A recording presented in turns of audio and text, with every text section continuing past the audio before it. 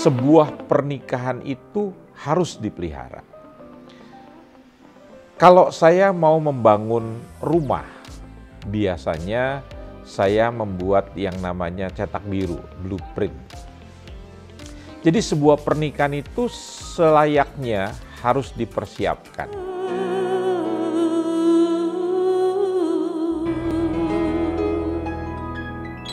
Shalom God Lovers, senang berjumpa kembali dalam program Rest in God pada malam hari ini.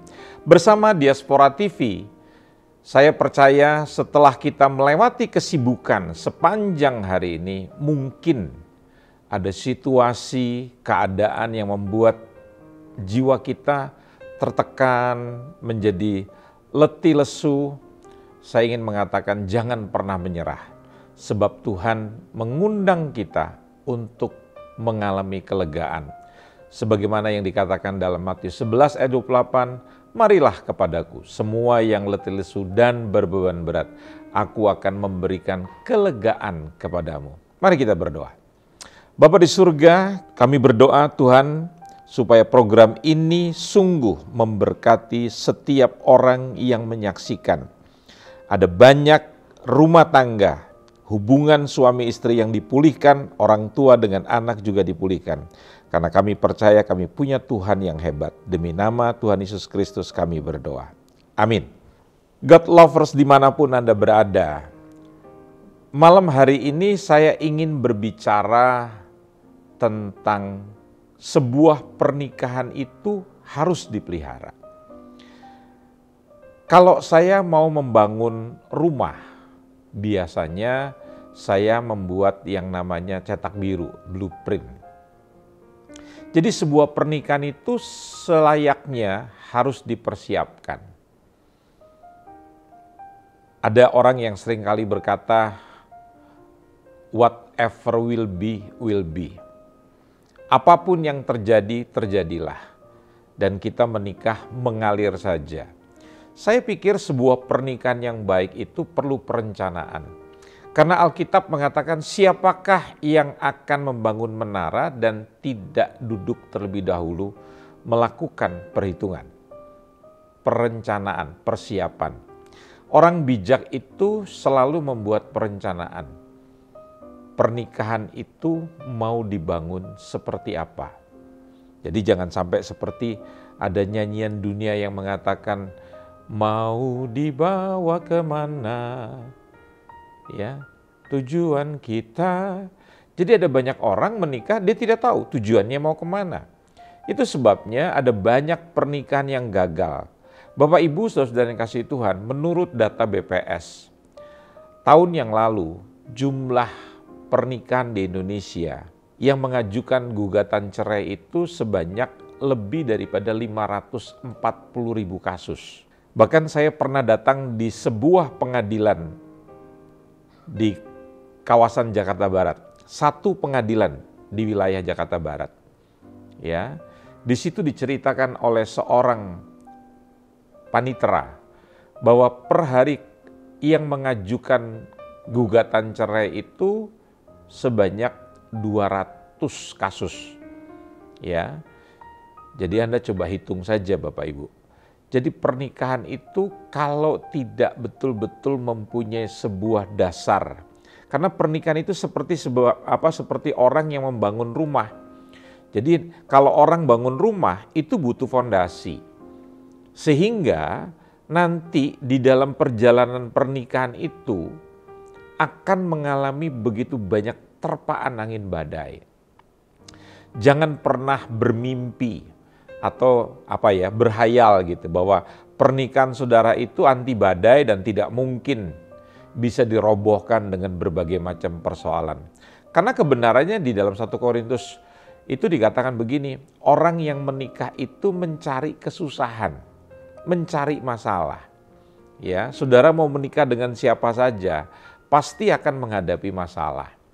Nah, di dalam Kejadian pasal yang ketiga, pada waktu manusia jatuh dalam dosa, saudara mesti lihat di situ. Hal pertama yang terjadi setelah manusia jatuh dalam dosa itu manusia punya problem komunikasi. Mereka begitu jatuh dalam dosa, mereka mengambil daun ara menutupi ketelanjangannya. Artinya apa? Di dalam pernikahan, kasus atau masalah komunikasi itu menjadi faktor pertama. Ya, hari ini saudara bisa lihat kita tidak pandai berkomunikasi dengan pasangan. Sehingga di dalam keluarga kita bisa membentak pasangan, kita bisa membohongi, kita tidak bercerita jujur, kita takut pasangan kita tahu kekurangan kita.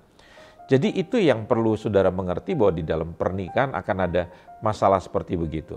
Kemudian, Kejadian pasal 3 juga mengatakan bahwa suami akan menguasai istrinya, istri akan birahi pada suaminya. Kata birahi itu artinya istri akan melawan suaminya, akan coba menguasai suaminya. Artinya di dalam pernikahan itu ada terjadi kekacauan peranan atau perebutan kedudukan. Sehingga kalau kita tidak memahami fungsi kita di dalam berumah tangga, bisa terjadi keributan. Ada istri yang dominan dan mau menjadi pemimpin. Istri itu kodratnya tidak pernah diciptakan oleh Tuhan menjadi penguasa, pemimpin, tetapi dia menjadi pendamping, penolong. Dia dijadikan sebagai tulang rusuk. Ya. Ini yang perlu Anda sadari. Kemudian hal yang ketiga setelah manusia jatuh dalam dosa, bahwa keturunan daripada perempuan ini akan menginjak daripada kepala ular. Tetapi si ular itu akan menggigit kaki daripada keturunan itu. Saudara tahu, kehancuran dalam rumah tangga terjadi karena serangan setan. Ada banyak keluarga yang tidak percaya adanya setan. Nah, ini bahaya sekali. Dan juga bisa terjadi serangan dari orang ketiga, dari mertua, dari orang tua, dari ipar, bahkan dari teman-teman, dari pendeta di gereja. Itu kalau tidak hati-hati mencampuri rumah tangga itu, yang mestinya rumah tangga itu otonom, tapi kita biarkan keluarga mencampuri kemandirian rumah tangga kita. Anak-anak harus meninggalkan orang tuanya bersatu dengan pasangan. Saya juga orang tua, saya juga mertua. Jadi begitu anak saya menikah, saya tidak pernah mencampuri rumah tangga anak saya. Jadi kalau ada hal yang bagaimana, saya coba memberikan nasihat pada mereka berdua. Tetapi saya tidak ingin ikut campur. Keputusan di tangan mereka. Kita harus belajar anak-anak kita mandiri. Jangan sampai kita jadi mertua, orang tua mencampuri rumah tangga daripada anak-anak kita. Nah, itu yang harus saudara pahami. Jadi orang ketiga dalam keluarga itu bisa menghancurkan pernikahan kita. Jadi kita perlu belajar sebagai suami istri untuk bersatu. Ya, nasihat orang tua, teguran orang tua itu kita dengarkan, tetapi kitalah yang harus mengambil keputusan. Jangan sampai ada orang luar, orang ketiga mencampuri di mana letak kulkas kita, di mana kita harus tinggal. Biarkanlah pasangan mengambil keputusan. Dalam hal ini istri harus belajar membiarkan suamimu untuk berani mengambil keputusan.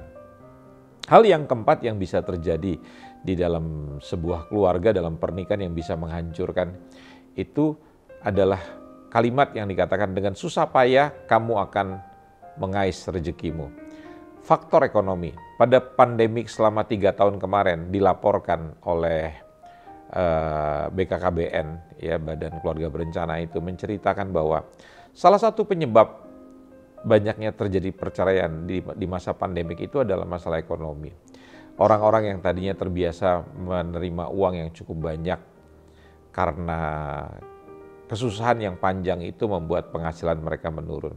Dan kalau mereka tidak mempunyai dasar yang benar, fondasi yang benar, masalah keuangan itu bisa menimbulkan keributan, orang menjadi curiga. Saya beri contoh, belum lama ini saya mendengar ada seorang ibu muda, dia mengatakan dia mengambil keputusan untuk bercerai dari suaminya karena suaminya tidak pernah memberikan dia uang, hanya memberikan dia uang kalau dia punya kebutuhan, dan itu dibatasi. Jadi mereka saling tertutup dengan keuangan. Padahal orang kalau menikah itu harus mempunyai satu dompet. ya. Jadi bukan dompetku, dompetmu, utangku, utangmu, utangmu, utangmu sendiri begitu. Nggak bisa. Kita kalau sudah menikah, kita harus belajar punya satu pembukuan, satu keuangan. Kita harus terbuka. Itu gunanya pernikahan, saudara. Nah, jadi dengan kasus-kasus seperti ini, saya mengatakan bahwa pernikahan itu harus dipersiapkan. Itu yang pertama. Yang kedua, pernikahan itu harus dibangun. Nah, ada banyak orang menginginkan bahwa pernikahan itu jadi dengan sendirinya gitu. Nggak bisa, pernikahan itu nggak bisa otomatis. Pernikahan itu kerjanya adalah dibangun setiap hari. Jadi mau seperti apa rumah tangga saudara? Ya, jadi itulah istilah rumah tangga. Jadi betul-betul harus dipersiapkan, harus dibangun. Dan yang selanjutnya, sebagaimana saudara punya rumah baru, saudara sudah membangunnya dengan begitu susah payah, tapi saudara perlu dipelihara rumah itu. Karena kalau tidak dipelihara, maka yang asing-asing itu, serangga apa segala macam, tikus, hama-hama itu akan masuk ke rumah saudara dan merusak, menghancurkan rumah saudara. Contohnya apa? Rayap, begitu. Ada yang bilang, tapi kan dinding-dindingnya semua Pak sudah pakai bahan yang bagus. Saya mau kasih tahu, tidak ada yang kebal terhadap dosa. Coba bayangkan, Anda pernah membayangkan nggak? Adam dan Hawa itu tinggal di Taman Eden dengan perlindungan Bapa yang luar biasa. Allah itu melengkungi mereka. Tapi setan berhasil loh, bisa menarik mereka keluar dari Taman Eden dan masuk ke taman yang lain yang penuh dengan dosa. Ya, jadi jangan ada orang yang merasa dirinya sakti. Ukurannya begini, kalau saudara kebal terhadap nyamuk, saudara kebal terhadap bakteri, terhadap virus, itu artinya saudara kebal terhadap dosa. Tidak ada manusia yang kebal. Penyakit masih bisa mendatangi kita. Ya, orang takut dengan virus corona, orang takut dengan virus kanker, ya, orang takut dengan penyakit-penyakit yang berbahaya. Tetapi seringkali kita tidak pernah takut terhadap dosa. Saya mau tegaskan, dosa itu menghancurkan pribadi, menghancurkan hubungan, menghancurkan keluarga, menghancurkan keturunan saudara, dan menghancurkan masa depan hidup saudara. Itu pekerjaan daripada setan. Itu sebabnya kita mesti menjaga rumah tangga. Dan yang keempat, jadi setelah dipersiapkan, dibangun, dipelihara, yang keempat kita perlu melakukan perbaikan-perbaikan. Tidak ada rumah yang dibangun akan terus kokoh. Pasti akan ada kerusakan. Dalam perjalanan pernikahan saudara ada hal-hal yang perlu diperbaiki. Mungkin saudara adalah orang yang temperamental. Ada orang kalau marah itu berseri. Tidak seperti yang dikatakan oleh firman. Kamu boleh marah, tapi begitu matahari terbenam, kemarahanmu sudah harus selesai. Itu disiplin dan itu adalah latihan yang harus kita kembangkan. Kita cuma ikut latihan-latihan olahraga, senam yang bagus supaya kita punya bentuk badan yang bagus, timbangan badan yang ideal, punya kesehatan yang baik. Tapi kita tidak pernah memelihara begitu pernikahan kita. Ya, dengan cara apa? Memperbaiki. Tadi ada kerusakan-kerusakan, misalnya kita terlalu cuek begitu. Kita tidak punya waktu dengan pasangan kita. Kita tidak punya quality time. Begitu. Dulu waktu sebelum menikah kita bisa sering pacaran, bisa pergi jalan berdua, bisa makan ketoprak, bisa minum es campur. Tapi setelah menikah kita tidak lagi memprioritaskan hal itu. Kita menganggap bahwa pekerjaan kita nomor satu, kesibukan kita dengan anak nomor satu. Sementara hubungan dengan pasangan itu semakin hari semakin rusak dan tidak ada usaha untuk memperbaiki. Dan yang kelima, saudara-saudara, di dalam pernikahan itu perlu dikembangkan.